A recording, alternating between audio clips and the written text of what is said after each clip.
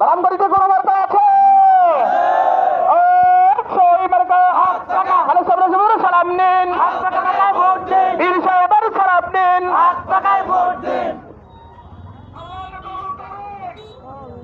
আলহামদুলিল্লাহ, এরপরে আপনাদের সম্মুখে বক্তব্য নিয়ে আসছেন রামগতির গিরি সন্তান হযরত আল্লাহ হযরত মৌলানা মুফতি হারুন রশিদ সাহেব।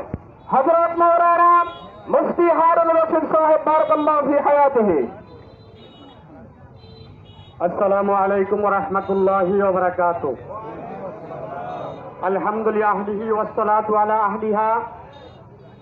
আম্মা বা'দু ফাআউযু বিল্লাহি মিনাশ শাইতানির রাজীম। বিসমিল্লাহির রাহমানির রাহিম।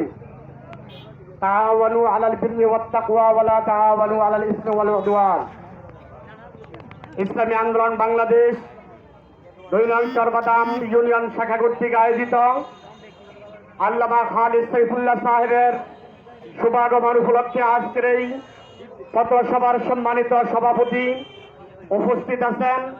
আজকের এই পথসভার মধ্যমণি আমাদের লক্ষ্মীপুর ৪ রামগতি কমলনগর আসনের ইসলামী আন্দোলন বাংলাদেশ সমর্থিত হাত ফাঁকা প্রতীকের এমপি প্রতিদ্বন্দ্বী আল্লামা খালিদ সাইফুল্লাহ সাহেব দামাত বারাকাতুহুল আলিয়া। সংগ্রামী উপস্থিতি, আপনারা জানেন স্বাধীনতার ৫৪ বছর পেরিয়ে যাচ্ছে।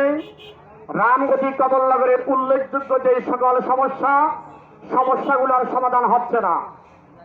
আমাদের ৫৪ বছর থেকে প্রতিনিধি যারা হয়েছেন বারবার তারা আমাদের এই উল্লেখযোগ্য সমস্যাগুলোকে সামনে ঝুলিয়ে রেখে আমাদের ম্যান্ডেট নিয়ে আমাদের সমর্থন নিয়ে সংসদে গিয়েছেন, নিজের স্বার্থ রেখেছেন, কিন্তু আমাদের সমস্যাগুলোর সমাধান হয় নাই। উপস্থিতি, আপনারা জানেন আজ থেকে আরো কয়েক বছর আগে যদি মেঘনা নদীর বানটা সম্পন্ন হতো, বাঁধের কাজ সম্পন্ন হতো, তাহলে রামগতি কমলনগরের মালকে মাল মেঘনা নদীর গর্ভে বিলীন হওয়া লাগতো না। আজকে আমাদের এমন অনেক রয়েছেন যাদের পিতামাতা পূর্বসূরীদের কবরের শেষ চিহ্নটুকু নেই, নদীতে বিলীন হয়ে গেছে। আমরা জানতে চাই কেন মেঘনা নদীর বাঁধের ব্যাপারে আমাদের প্রতিনিধিরা আরো বহু আগেই সুযোগ নেন নাই, কেন তারা পদক্ষেপ নেন নাই? না নেওয়ার কারণে আজকে আমাদের মেঘনা নদীর গর্ভে আমাদের সেই পৈতৃক সম্পত্তিগুলা বিলীন হয়ে গেল। সংগ্রামী উপস্থিতি, আপনারা জানেন ভুলুয়া নদী বরাদ হয়ে গেছে বহু আগেই। এই ভুলুয়া